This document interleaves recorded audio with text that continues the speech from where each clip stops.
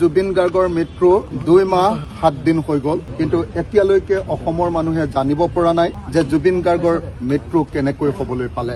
আজি প্ৰথমবাৰৰ কাৰণে জুবিন গাৰ্গৰ মৃত্যুৰ পাছত অসম বিধানসভা অনুষ্ঠিত হৈছে। সেইকাৰণে আমি বিচাৰো যে অসম বিধানসভাত আজি কেৱল আৰু কেৱল আমাৰ অসমৰ মৰমৰ শিল্পী, হৃদয়ৰ শিল্পী, দিল কা ধড়কন, আমাৰ হাৰ্টথ্ৰব জুবিন গাৰ্গৰ বিষয়ে কেৱল আজি আলোচনা হওক। মই চেষ্টা কৰিম এজন বিধায়ক হিচাপে, ঐতিহাসিক শিৱসাগৰ বিধানসভা সমষ্টিৰ এটা সন্মানীয় বিধানসভা সমষ্টিৰ এজন বিধায়ক হিচাপে মোৰ চেষ্টা থাকিব যে আজি অসমৰ গৃহমন্ত্ৰী আৰু অসমৰ মুখ্যমন্ত্ৰীৰ পৰা আমি জুবিন গাৰ্গৰ মৃত্যুৰ সম্পূৰ্ণ বিৱৰণ যাতে উলিয়াই ল'ব পাৰো। 19 ছেপ্টেম্বৰৰ দিনা আচলতে জুবিন গাৰ্গৰ ক্ষেত্ৰত কি হৈছিল, শেষৰ সময়খিনিৰ দৃশ্য আমি এতিয়াও দেখা নাই। আমাক দেখুৱাব লাগে, অসমবাসী ৰাইজক দেখুৱাব লাগে শেষ পৰ্যায়ত জুবিন গাৰ্গে কেনেকৈ আমাৰ মাজৰ পৰা আঁতৰি গৈছিল।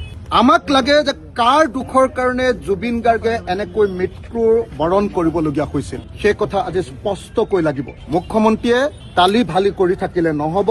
তেওঁ আমাৰ জুবিন গাৰ্গক ন্যায় প্ৰদান কৰাৰ ক্ষেত্ৰত সম্পূৰ্ণৰূপে ব্যৰ্থ হৈছে। যি সময়ত বাল্টি চোৰক ধৰিবৰ কাৰণে হিমন্ত বিশ্ব শৰ্মাই ৰাতি 1টা বজাত তেওঁৰ বিশ্বস্ততম, তেওঁৰ আটাইতকৈ দক্ষ পুলিচ বিষয়াজনক পঠিয়াই দিয়ে আৰু ৰাতি 2টা বজাত এনকাউণ্টাৰ কৰি হত্যা কৰে, বাল্টি চোৰক গুলীয়াই হত্যা কৰে। সেই সময়ত অসমৰ আটাইতকৈ আপোন শিল্পীজনৰ মৃত্যুৰ কাৰণে জগৰীয়া মানুহবিলাকক ধৰিবৰ কাৰণে আৰু তেওঁলোকৰ তদন্ত কৰিবৰ কাৰণে এতিয়ালৈকে ছিংগাপুৰলৈ CIO, চিফ ইনভেষ্টিগেশ্যন অফিচাৰ আৰু আয়োগ নপঠিয়ালে। ঘটনা ঘটিছে ছিংগাপুৰত, তদন্ত হৈছে দিছপুৰত। পৃথিৱীৰ এনেকুৱা কোনোবা তদন্ত আছে নেকি য'ত প্লেচ অফ অকাৰেঞ্চ, য'ত ঘটনাটো ঘটিছে তাত তদন্ত নকৰাকৈ, তাৰ স্কেচ মেপ নঅঁকাকৈ, তাৰ এভিডেন্স ননাকৈ, তাৰ ডকুমেণ্টছ ননাকৈ, কেৱল কাৰোবাৰ মুখৰ ওপৰত ভিত্তি কৰি, কাৰোবাৰ পৰা লোৱা সাক্ষ্য ষ্টেটমেণ্টৰ ওপৰত ভিত্তি কৰি ক'ৰবাত তদন্ত কৰা আপোনালোকে দেখিছেনে? ক'ৰবাত দেখিছেনে? ছিংগাপুৰৰ যি সাগৰত গৈ জুবিন গাৰ্গৰ মৃত্যু ঘটিলে,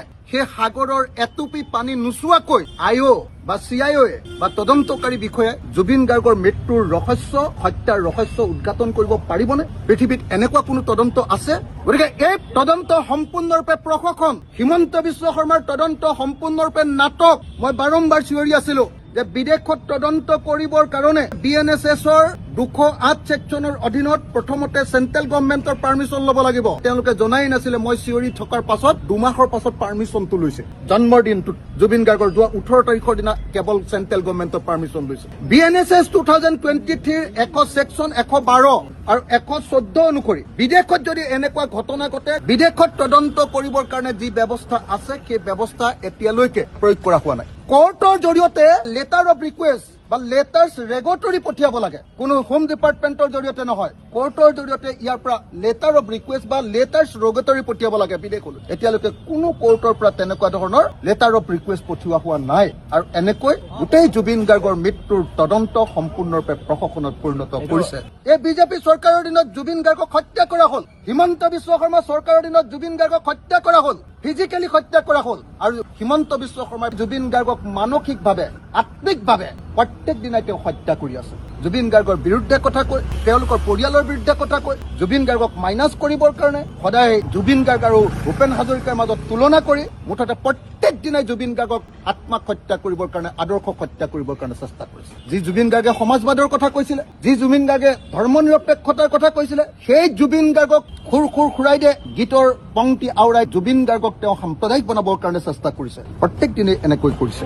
সেইকাৰণে আমি স্পষ্টকে এটা কথা ক'ব খোজো যে ছিংগাপুৰত এই মিটিং পাতিছিলে এক্সটাৰ্নেল এফেয়াৰ্ছ মিনিষ্ট্ৰীয়ে, আৰু এক্সটাৰ্নেল এফেয়াৰ্ছ মিনিষ্টাৰ পবিত্ৰ মাৰ্ঘেৰিটাই এই মিটিংখনৰ মূল উদ্যোক্তা আছিলে। পবিত্ৰ মাৰ্ঘেৰিটাক তদন্তৰ আওতালৈ ননাকৈ, তেওঁক গ্ৰেপ্তাৰ নকৰাকৈ কোনো তদন্ত কেতিয়াও সম্পূৰ্ণ হ'ব নোৱাৰে। অসম চৰকাৰলৈ চিঠি পঠিয়াইছিলে ছিংগাপুৰৰ ভাৰতীয় ৰাষ্ট্ৰদূতজনে যে ইয়াত সহায় কৰিব লাগে নৰ্থ ইষ্ট ফেষ্টিভেলত। ছিংগাপুৰৰ সেই ৰাষ্ট্ৰদূতক তদন্তৰ আওতালৈ ননাকৈ কেনেকৈ এই তদন্ত সম্পূৰ্ণ হ'ব?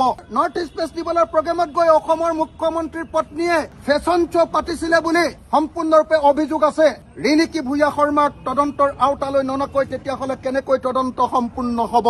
আমি দেখিছো যে তেওঁলোকক বচাবৰ কাৰণে এই কাম কৰি থকা হৈছে ইচ্ছাকৃতভাৱে বিজেপি চৰকাৰে। কাৰণ জুবিন গাৰ্গে বিজেপি চৰকাৰক বদলা পাৰ্টি বুলি কৈছিলে। জুবিন গাৰ্গে বিজেপি চৰকাৰৰ আদৰ্শক ঘৃণা কৰিছিলে। জুবিন গাৰ্গে বিজেপি চৰকাৰৰ যি পৰিৱৰ্তন সেই পৰিৱৰ্তনৰ শ্লোগানক ভ্ৰুকুটি দেখুৱাইছিলে আৰু হিমন্ত বিশ্ব শৰ্মা আৰু সৰ্বানন্দ সোণোৱালৰ ওপৰত পলিটিক্স নকৰিবা বন্ধু বুলি গীত ৰচনা কৰিছিল। সেইকাৰণে এতিয়া প্ৰতিশোধ লৈছে হিমন্ত বিশ্ব শৰ্মাই। অসমৰ মুখ্যমন্ত্ৰীৰ আটাইতকৈ প্ৰিয়তম অফিচাৰগৰাকী জুবিন গাৰ্গৰ CIO চিফ ইনভেষ্টিগেটিং অফিচাৰ পাতিছে মহিলাগৰাকী। চব কথাতে তদন্তলৈ পঠিয়াই CIO গৰাকীক আৰু IO গৰাকীক এতিয়ালৈকে ছিংগাপুৰলৈ কেলে তদন্তলৈ পঠিওৱা নাই? এইটো ইচ্ছাকৃত হয়নে নহয় কম? আৰু পৃথিৱীৰ কোন ঠাইত প্লেচ অফ অকাৰেঞ্চত নোযোৱাকৈ তদন্ত হ'ব পাৰে? গতিকে এইটো ইচ্ছাকৃত।